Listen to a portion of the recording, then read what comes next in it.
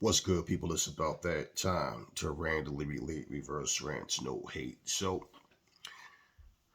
I watched this video the other day. I just kind of glanced at it again because I was feeling under the weather. So, I wanted to just wait a little bit. And I was watching this video by TalkSports TV, and they had Chris Eubanks Sr. on there. And that video, it's it's a it's one of these videos, it's like an eye opener. And I guess it's subjective, of course, to who, but I'm talking about myself personally because you have a lot of people that they just look for the drama. This is a father, speaking about his son and their situation. And what I saw in Chris Eubanks Sr. was a lot of hurt, even though he said he's over it all. He's living his best life. He found his soulmate and great.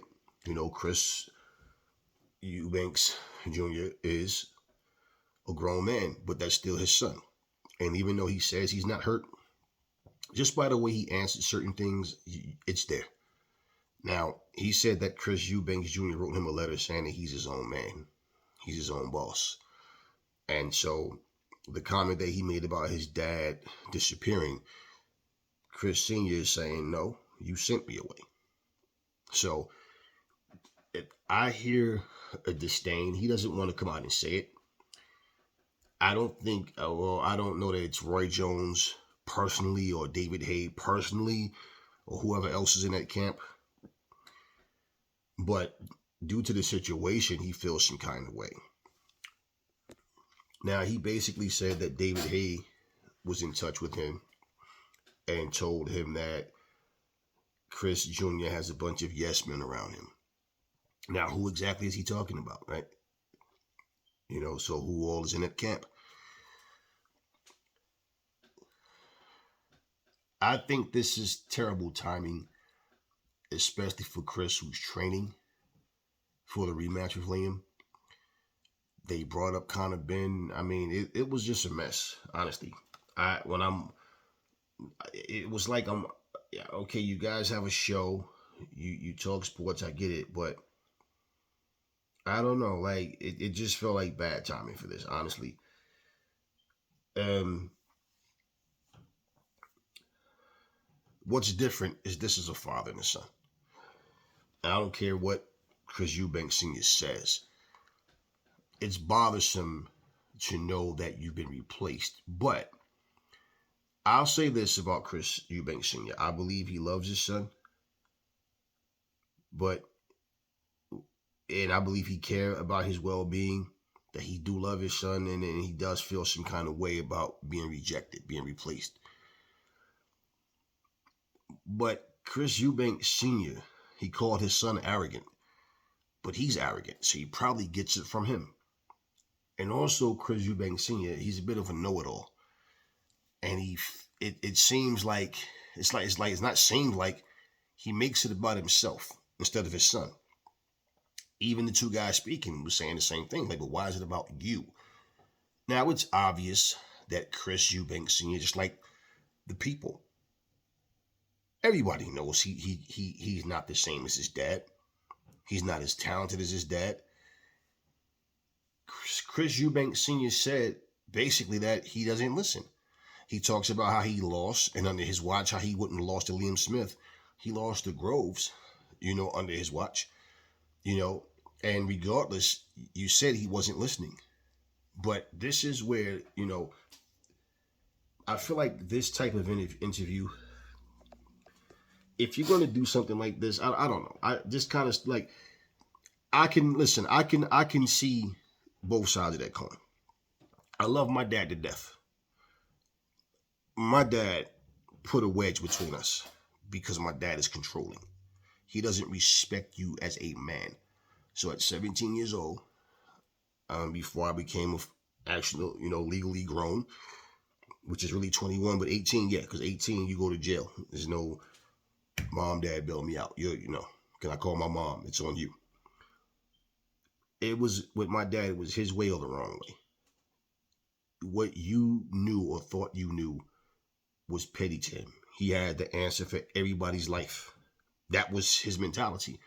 So it was difficult to deal with him. Now, unlike Chris Eubanks Jr., I didn't write my dad a note. I flat out told him, like, look, Pop, I love you, but I'm leaving. As soon as I turn 18, I'm out of here. I can't deal with this. It's too much going on. And it's like you're taking your attitude out on me, and it's just best. And he's talking, and then when I say, I'm not asking you, first off, I'm telling you, so there's no need for you to continue to go on. There's nothing you can say that's going to make me change my mind. I'm just letting you know I'm leaving. And that's what happened.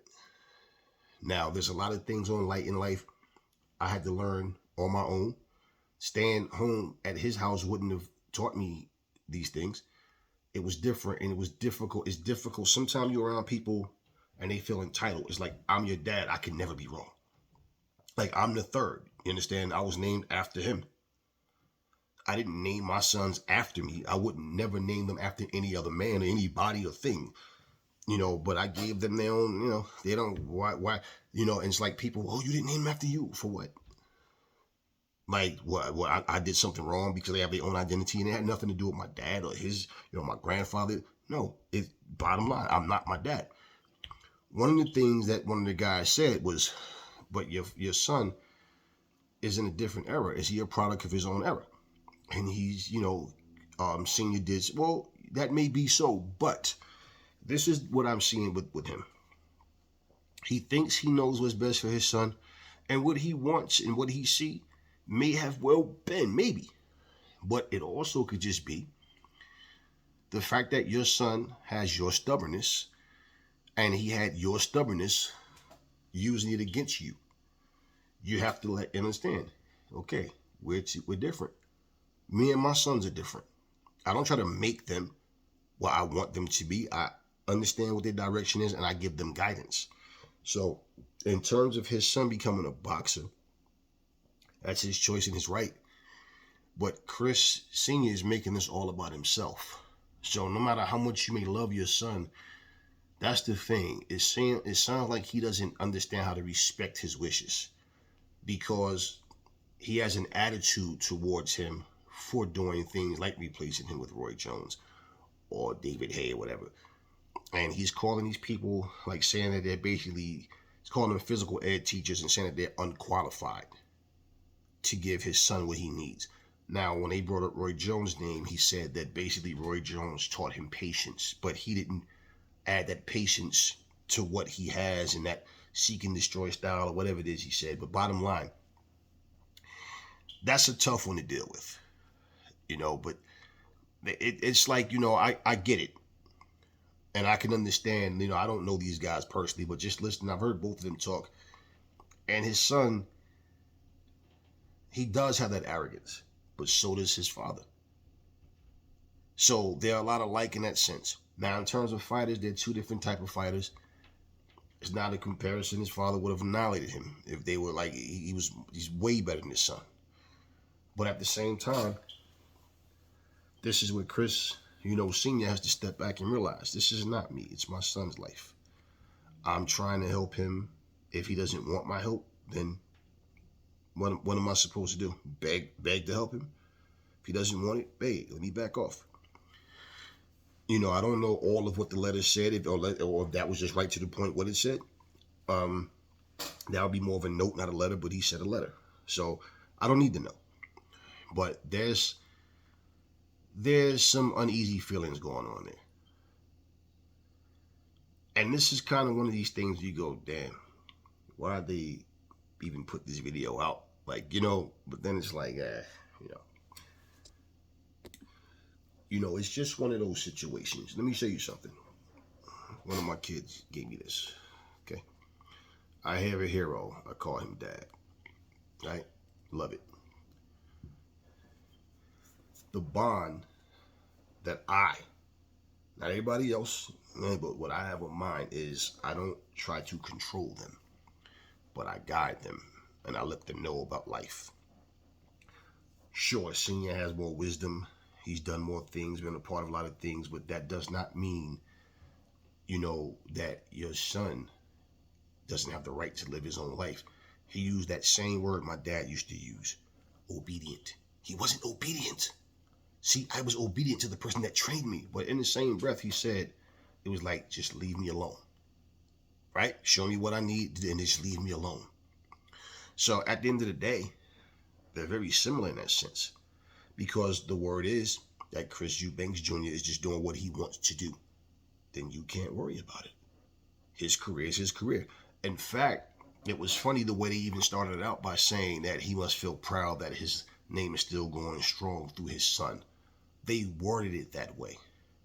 That's not how they really felt, though. And they wanted to open up that way, open the can of worms to get Chris Sr. to start talking. This is how we're going to get this conversation going. And they did that. And his name is not going strong. Why are they even bringing up Conor Benn when Liam Smith is the rematch? That's the fight that's supposed to be happening. But they talked about so much in that little bit of time.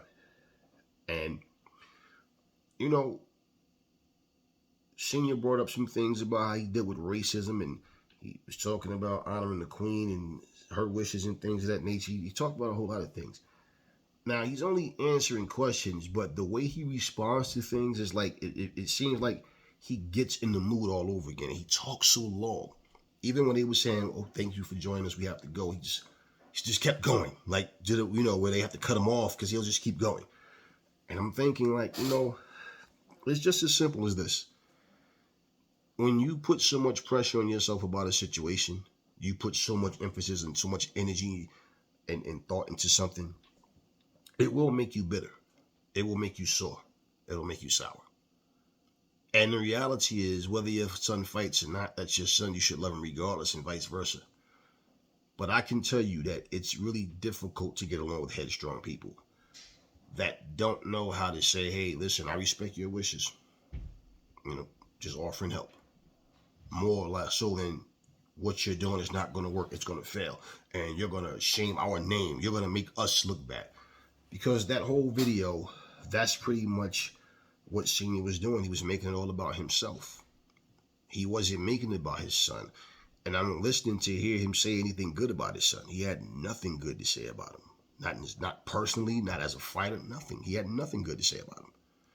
And one of the guys had called his son a charlatan and basically played the video clip of him saying it. So when the guy asked him, so is your son a charlatan? He got quiet. He looked around. Then he said, I guess my silence says it all. So it's common sense. Yeah, his son is a charlatan. He agrees. Otherwise, he would have said no.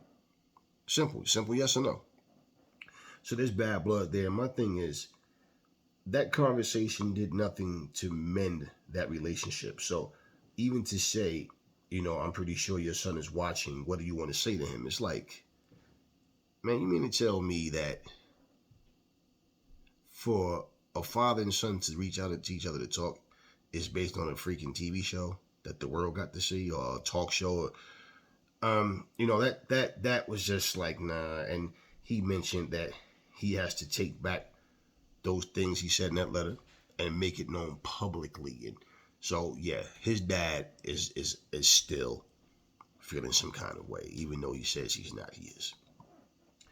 But these are the type of things that is just like, you know, look, Junior will never be what Senior was. And what is he, 33, 34 now? You know, they even talked about the weight and how he was saying there's no way that they should let that fight go on. Now, you remember when Junior was sitting there saying he's only going to be 60%? No? Well, I'm only going to be 60%. Being I haven't weighed this weight in a long time, quite some time now, and so, but my 60% is still enough to beat Conor. And all that shit he was saying, you don't know if it's sarcasm or if he really felt that, right? But his dad was calling it suicide. And I remember him saying that, which he brought up in that TalkSports interview.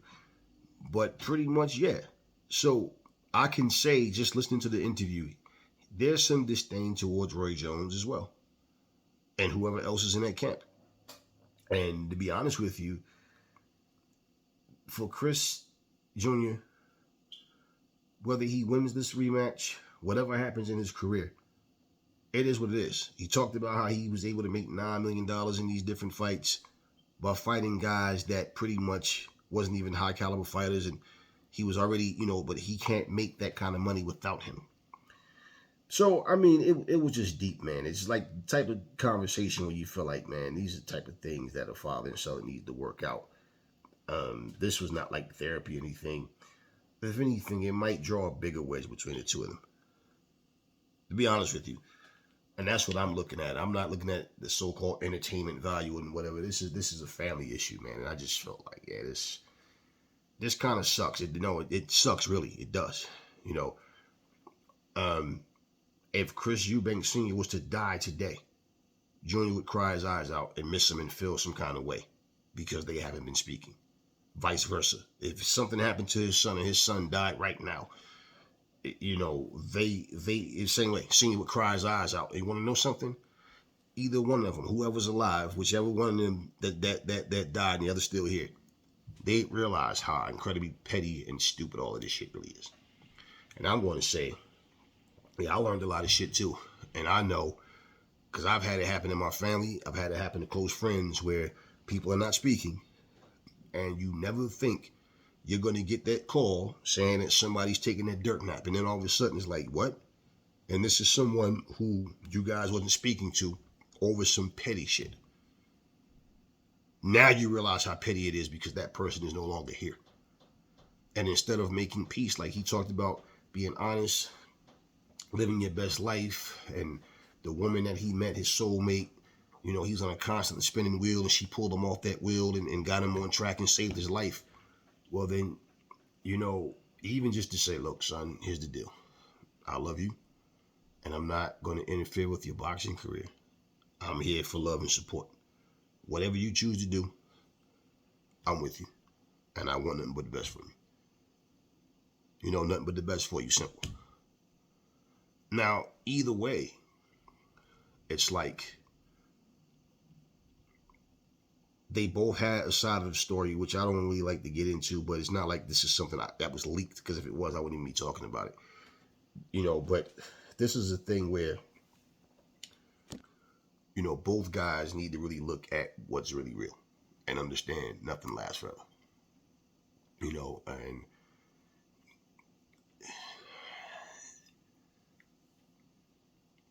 this is just not a good situation. It's just not a good situation at all, And then to the mental focus that Junior's going to need to go in there. Now, does he win the rematch? We don't know. We'll see. We'll see. And to be honest with you, in terms of like the weight, this is my whole thing. To send your fighter in the ring and he's drained, he's not where he needs to be, that is really dangerous, yes. Now, here's the reality. The fighter doesn't have to accept. Okay, and for Chris to say he's not going to let Conor shame his family name and all of this, and Conor saying the same thing, and then we know what happened with Conor's situation. Because of the last names is why they built this up. Because I truly believe that if it wasn't for the last names, that this fight doesn't even come across anyone's mind. Basically.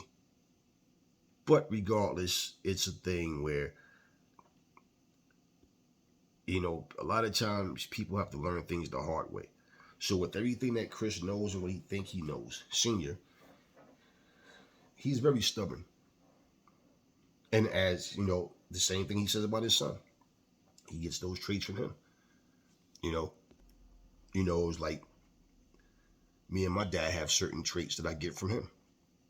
Our fearlessness, our ability to just get things done when we want, when we put our minds to it. The way we walk, this the serious approach, but we both have a sense of humor. But we're so different. It's one of the things that my dad didn't understand. Because my dad, for him to grow up where he grew up, we grew up in two different places, two different type of environments. It was foreign to him. So he's looking at things through his lens, not understanding what my day-to-day situation is as a young man, as a kid growing up. So in his mind, he had everything planned out. It's like, anybody that box right now, if you have one of those old school coaches, they tell you, hey, you come in, you pound the body, you hit him in the arms and hit him anywhere. And right? They got that one way of teaching you how to fight. So when you do things they never seen before, they're looking like, the fuck is that, right? But they fail to understand the things you learn. Let me just say it this way. I had a couple of coaches like that. And I had people that was thinking that what they had was going to beat what I had, and they got annihilated. And they couldn't figure it out. Like, what the... And when they felt the power, when they saw the speed, when they saw how I combined everything, it was like, oh, shit. He's not making mistakes. He does that on purpose. I get it. I see it now. You understand? So the old school, they're very stubborn. A lot of times, they don't want to admit that they learned from you. They want the credit for everything you do. And so, yeah, that they call that being set in their ways. So when a person is set in their ways, it's hard to talk to them because they know everything. Senior has one thing that I see in him that my dad has. My dad had that whole, my dad's quiet now. He doesn't really say much. He's, but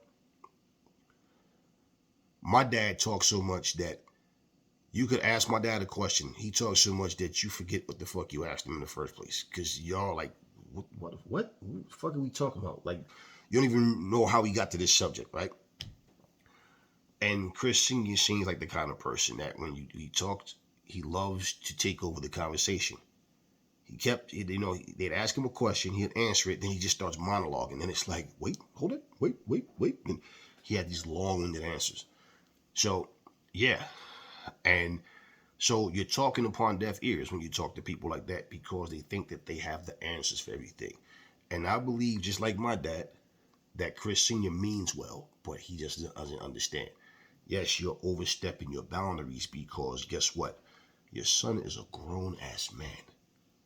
And regardless to what you think or what you actually know, he has to be willing to accept and understand that. So if he sees things differently from you, so be it.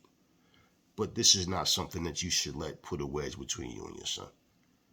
And that goes for both. But I do, and like I said, I don't know these people, but I know how I felt growing up.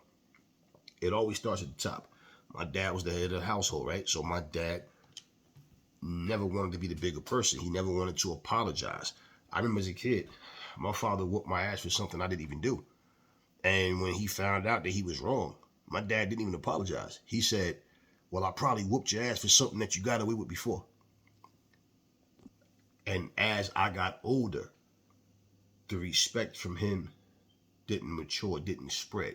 It was more like, you still want to always be a kid to me. And nah, I wasn't having that shit anymore. And when I left from my dad's house, I never had to go live with him or nobody else. I've always had my own, been on my own. So it was one of these things where you see certain things and you can relate to, you understand how things go. And what I'm saying is, people that knew my dad from church or in a different way didn't know him as a son. It's just like when you're in a relationship, people know your significant other a certain way, but they don't know them the way you do. So more than likely, they don't act in front of people the same way that they act in front of you. Okay, people are like that. So if you was to say something, they wouldn't see it like, nah, I can't believe it. She don't act like that. Nah, right? Because it's a different character, personality in front of everybody else. So, yeah, and between me and my dad, it's like him being my father. People would, but that's your dad. What you mean, but that's my dad? So I'm right. And that was the thing. It felt like a boot camp growing up in his house. So the things I dealt with, we got whooped for everything. I mean, literally pouring a gallon of milk into a bowl, you spill some milk on the table, that's an ass whooping. You in there playing with your little action figures, you make too much noise, ass whooping. Everything was an ass whooping. Yelling, screaming, go get the Bible and show you where the Bible says what he's supposed to whoop your ass and all this. And everything. It's like we were scared to do anything. And once, like I said, once I turned 17, really 16, but once I was 17, I wasn't having it anymore. And it was like, nah. You will never hit me again. You will never do anything to me again. If you can forget I'm your son, I'm going to forget you my dad. This is the type of conversations. And this is why I had to leave, because, you know, I know what I'm capable of doing, and never in my life would I want to be in that position to actually do that to my dad. You understand? So I know what I felt. And point is, it didn't matter what the elders in the church thought or what that person thought. And the reality is, people would low key come to me like, yo, Aries, your dad, he overstepped his boundaries. He's a bit detached from reality. I know, but no, let me stop you. I'm tired of appeasing him. I'm tired of doing things his way. I have the right to my life to live. I'm not a bum. I don't use people. I take care of me. Everything I'm learning on my own. Even things I learned the hard way, the guidance I needed from him should have been when I was here. Not wait to me, get up here and then all of a sudden now you want to try to play control freak. It was no. And then you're like, my dad could go somewhere and let's say he saw some teenagers my age doing something stupid. They can be, it didn't even make a difference if they was in our town or not, but he would come back to the house yelling at me like I did something wrong. And it started just getting to the point. So what I'm saying, when you talk to headstrong people, doesn't matter if they're yelling, if they're talking with a soft tone. The point is the fact that it's coming down to arguing, and basically, I'm your dad. You don't have any rights. I have all the rights. You need my permission to have rights. You understand? And I feel like Chris Sr. is hard-headed, stubborn, and that's why Chris Jr. wrote that letter to him instead of telling him in person or on the phone. That's what I believe. But regardless, these type of things, and this is not for entertainment purposes, and I just feel like, hopefully him and his son can patch that up, because believe me when I tell you, it's not worth it. It's not worth it. And these fans watching don't give a shit either. They're all about entertainment and, oh, he said, and he said, and he said, and, fuck boxing. Fuck even comparing the two of them. We know what we think would have happened, but let's look at them for what they are. Two human beings, a father and a son. Hopefully they can patch this shit up, man. Because fuck boxing, man. Like, imagine if Chris Jr. told his father, let's say his father had what's considered an ordinary job, and he said, man, why couldn't you be famous and rich? Huh? Why you couldn't be one of those people? Why you had to be an ordinary dad? Why? You understand what I mean? Imagine if he'd have talked to him like that. It's not the luxury, man. It's not, hey, man, you should be appreciative that you had it easy, but, I don't know that he is or isn't, but the reality is, I love my family for who they are. It has nothing to do with money. You understand? It has nothing to do with making more money, bigger house, more expensive car. It has nothing to do with that. It's the person inside. And anybody that wants to, pump this up and make this like this is some spectacle, just put yourself in those same shoes. Yeah, that TalkSports video came out and a whole lot of us saw it. But it just hit different. That video just hit different. Because like I said, when it comes to like family things like that, it's like, nah, man. Like, I watched it, then I'm like, damn. I kind of wish I didn't even watch the shit. But then it's like, you know what? Let me say some things about it. But I'm not saying anything about it to glorify a beef or pump it up. I'm saying I hope that father and son can understand, with or without boxing, their love should be unconditional. They should not let anybody come between them. Now, I don't know all the details. I don't need to. But they need to put this bullshit behind them and realize, Pop, you mean more to me than this bullshit. Son, you mean more to me than this bullshit. Neither one of us is going to be around forever. And you don't know when that's going to be. And to stand at each other's funeral, if anyone to be at the other funeral, and you guys were on bad terms, neither one of them probably will be the same again. I mean, hell, I watched Nigel Benn break down in tears when he saw the guy that he, put in the coma, from the headbutting they fight and all the punishment, when he saw him, John McClellan, when he saw him for the first time, and he was in that wheelchair, he couldn't hold the tears back. And that's not even blood. Now you imagine you standing over that coffin watching your son. Either one of them would feel it. But you know why Chris would probably Senior might feel it more? Because no parent, no loving, caring parent want to outlive their kids. I certainly don't. Ain't nothing I could do about it if it happened, but I certainly don't want to be standing at my kid's funeral. The same way they don't want to be at mine. Just imagine, I don't want to outlive my kids, man. So just saying, it would tear both of them up. It really would. And they realized this was some petty, petty shit. Anyway, talk to me in the comment section, y'all. Never fall in love with lies. Remember, the truth brings hate out of people. And I will catch y'all on the next video.